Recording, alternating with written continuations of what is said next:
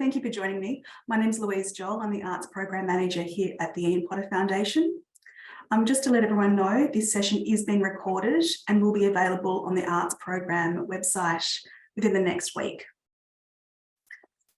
To begin with, I'd like to acknowledge the traditional custodians on the land on which we're all situated today. I respectfully acknowledge the traditional owners on the land in which I'm located, the Wurundjeri and Boonwurrung peoples of the East Kulin Nation, and pay my respects to elders past and present. I'd also like to acknowledge any First Nations people who have joined us today on this call. So today's Arts Grant Info session will cover the program overview, the application process, the funding objectives and priorities, examples of recent grants, and Q&A. You're welcome to add your questions to the Q&A chat as I go through the presentation, and I'll answer as many questions as I can at the end. My colleague Sarah is also online with us, so she will be available to assist with any difficulties you may be having. So please put your questions in the Q&A box, and for any tech problems, use the chat box. So a little bit of background on the Ian Potter Foundation. Our vision is for a fair, healthy, sustainable and vibrant Australia, and the arts falls under the vibrant pillar. Within the vibrant pillar, there are two parts. One is the arts, which is the Ian Potter Foundation, and the Ian Potter Cultural Trust. The trust exists somewhat separately from the foundation, and it exists to directly support individual artists, primarily through travel grants for arts professionals to undertake professional development opportunities, mostly overseas. We run usually three grant rounds through the trust, and there's a separate website for those grants. The Ian Potter Foundation exists to fund organisations, and it's that grant round that we're going through today. So the arts funding round is a two-stage application process. Expressions of interest, or EOIs, will open next Monday and are due by 5 p.m. on Thursday, the 10th of November. Before an EOI is submitted, you must make an appointment with me as the Program Manager to discuss your application. Times can be booked through the IPF website and are now open for bookings. Each appointment is about 15 minutes, so you should have a good overview of your proposal when you make that appointment. Notification of the success of EOIs will be made on the 21st of November, and successful EOIs will then be invited to submit a full application, which will be due on the 25th of January 2023. Once full applications have been submitted, they will go to the April 2023 board meeting. I'd also like to note that next year, the Arts Grant Round will be held earlier in the year and is expected to open in June. That's really important to note because a project or program can only be submitted to the foundation once.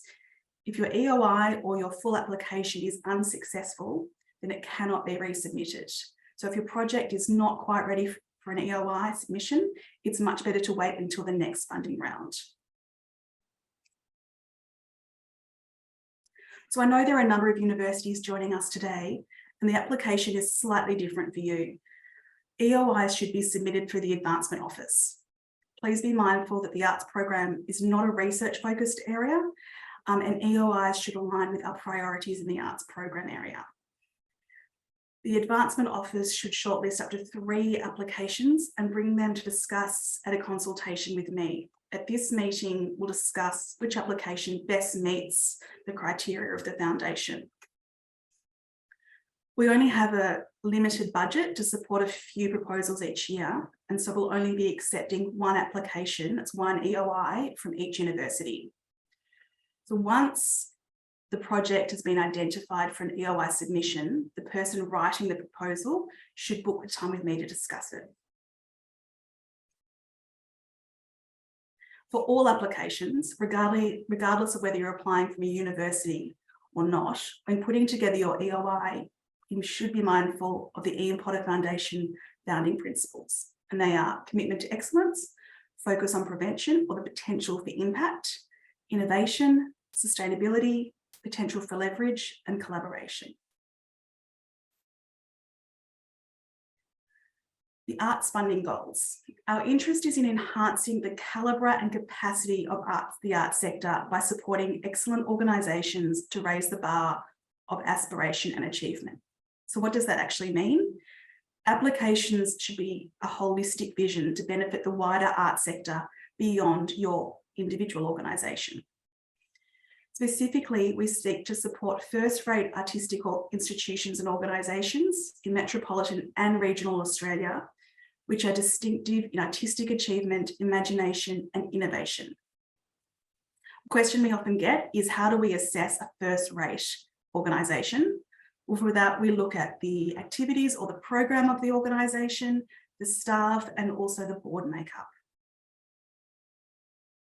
Through our grants, we want organisations to foster development across the sector and or art form, as well as to host artists in high calibre professional development and or leadership opportunities of at least 12 months.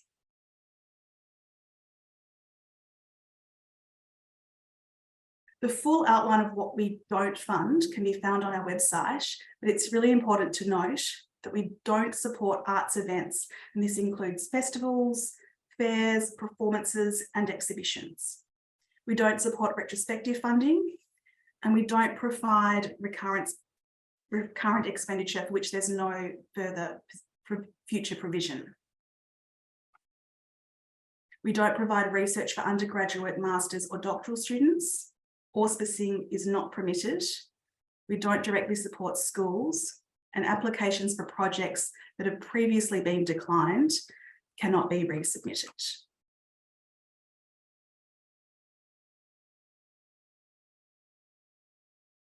As with all arts funding programs, this round will be highly competitive, and some guidelines for what we're looking for.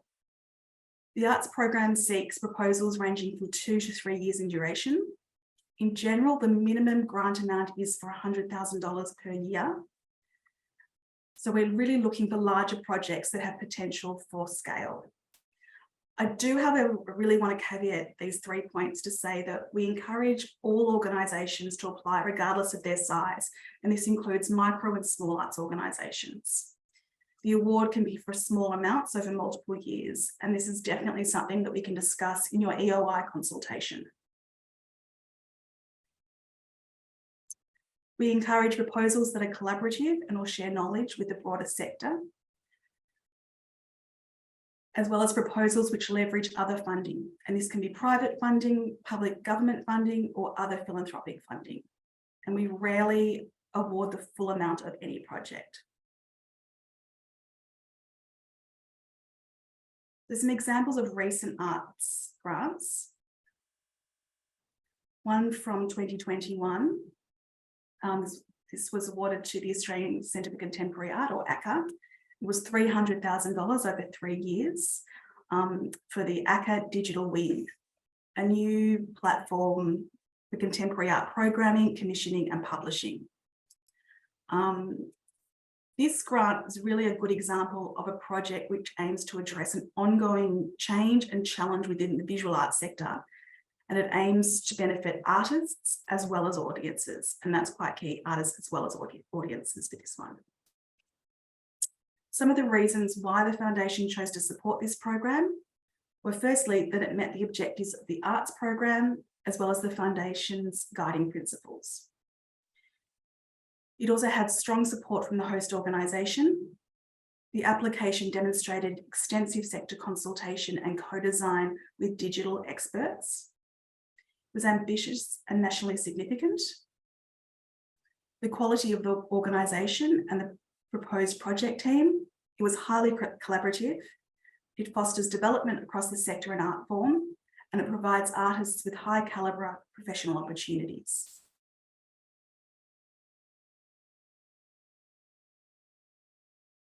Another recent grant was for Magabala Books Aboriginal Corporation, and it was for the Indigenous Publishing Cadetship. This one was $320,000 over 4.5 years.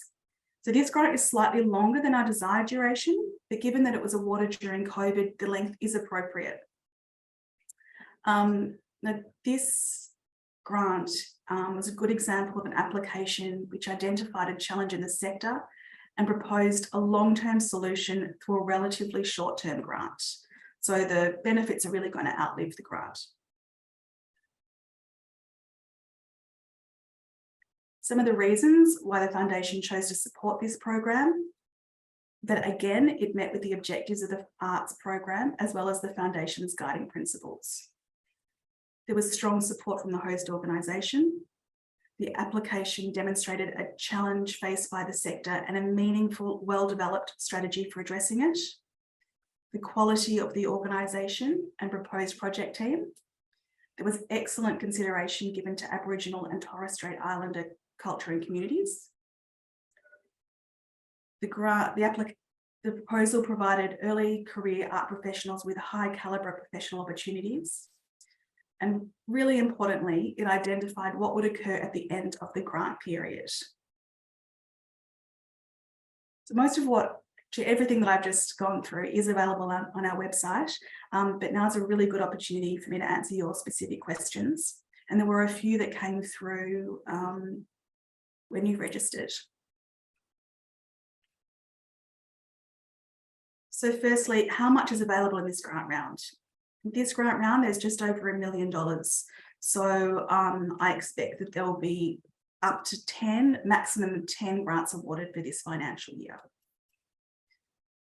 Can the fund be used to support arts workers, internships, as well as artists, i.e. producers, technical arts managers, internships? Yes, absolutely. What I'm looking for in this grant round are really well thought out budgets. And we do expect to be providing administrative support for your projects. Another question, is it possible to schedule an in-person meeting ahead of the EOI deadline? Unfortunately, it's not possible ahead of the EOI deadline. While it would be great to be able to do that, there is just too many EOIs submitted for that to be feasible. However, for all full applications, those that are invited to submit a full application, there will be an opportunity for an in-person meeting, and I will be travelling during that period to meet with organisations for that. Another couple of questions. Can I elaborate on how development of the art form or sector is defined by the foundation and whether audience development is included? Yes, absolutely. So what we're really looking for are capacity building grants, and that can be capacity within the organisation, outreach to audiences, or across the sector in terms of arts professionals. So we're really looking for those holistic grants that benefit the sector, or you're part of the sector beyond just your individual organisation. Is there a maximum cap on the grant request?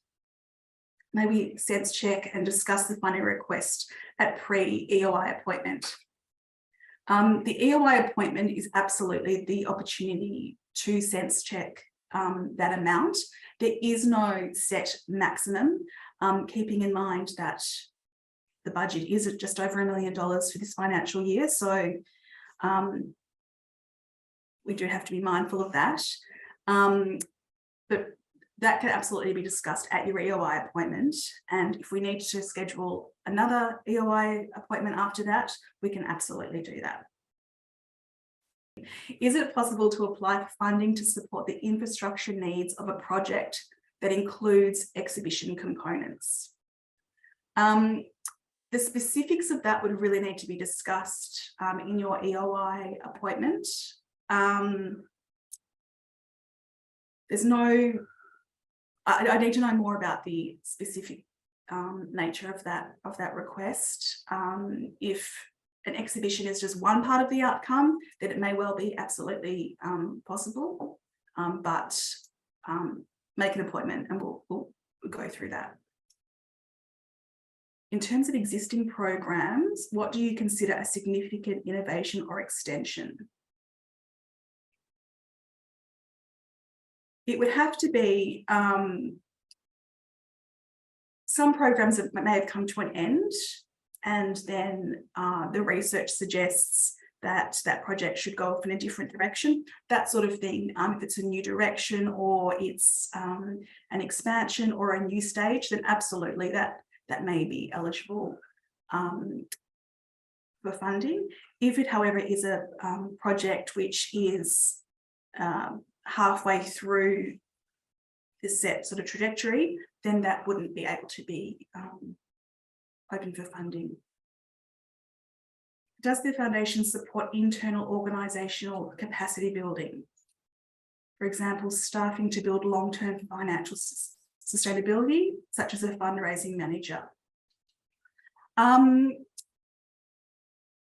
We do often do that, but it would have to be project-based because the funding is not open-ended, that will come to an end and we don't often renew grants.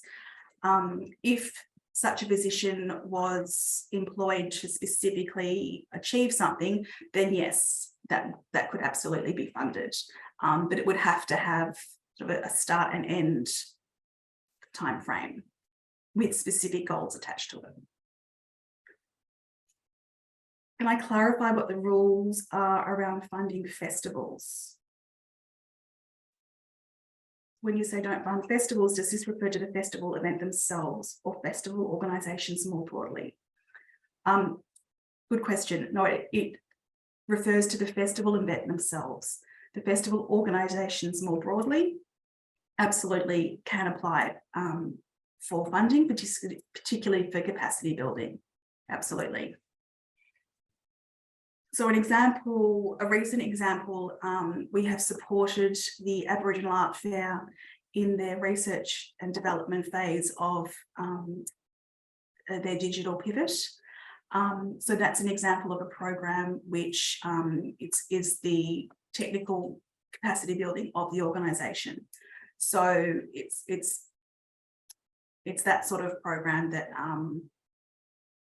that we would fund, any type of capacity building for the actual organisation, but we don't fund any part of putting on the actual festival as such. Can we apply for a professional development stage for artists who will curate and perform at a festival? No, if the outcome is, if the project is specifically moving towards that outcome, then no, that would not be eligible. Is the foundation focused on geographic spread, particularly in looking to the regions? Yes, we are conscious that we are one of the few arts funding organisations that does have a national focus. So yes, we are conscious of funding across the regions as well as in the cities. Is it possible to discuss an EOI idea with you beyond this open period, for instance, early next year? There will be another, for every grant round we do have EOIs open, so there will be another opportunity for EOIs for the next funding round, absolutely. Can our application include co-design of a new model and the funding of that model for a 2 to 3 period, or does the co-design need to happen prior? No, the co-design can absolutely be part of the application. The funding of that model would be more of the challenge, because the question would be what happens at the end of that funding period. There needs to be some plan for what happens after that funding period. But the co-design could absolutely, the co-design research period development could absolutely be a application. A good question about funding exclusions. For example, establishing an arts fellowship which may undertake an outcome of this kind, being an exhibition, as part of its broader remit. Yes, if an exhibition or a performance is part of a broader remit, then absolutely that would be absolutely possible for an application. Yes. The caveat with exhibitions and performances, I should just say, if that is the primary purpose, then they're not eligible. Can I clarify the reference to schools? If it's a capacity building program for local artists that we make work in partnership with schools, as we're in a, so it would depend who's applying. So the arts program does not fund directly to schools, so the schools cannot apply to the arts program for funding. If it's a separate organisation looking for funds that happens to work with schools, that can absolutely work. But if the front money is going directly to the school for a program run in-house, then that is not possible. Who assesses the EOIs? That's done by the team at the Ian Potter Foundation. So thank you for joining me this morning. Please do make your appointments via the link on the website. They're 15-minute appointments, and as I say, if we do need to reschedule another one after that period, we can. But I'm really happy to answer all your questions at that point one-on-one. Okay, thank you.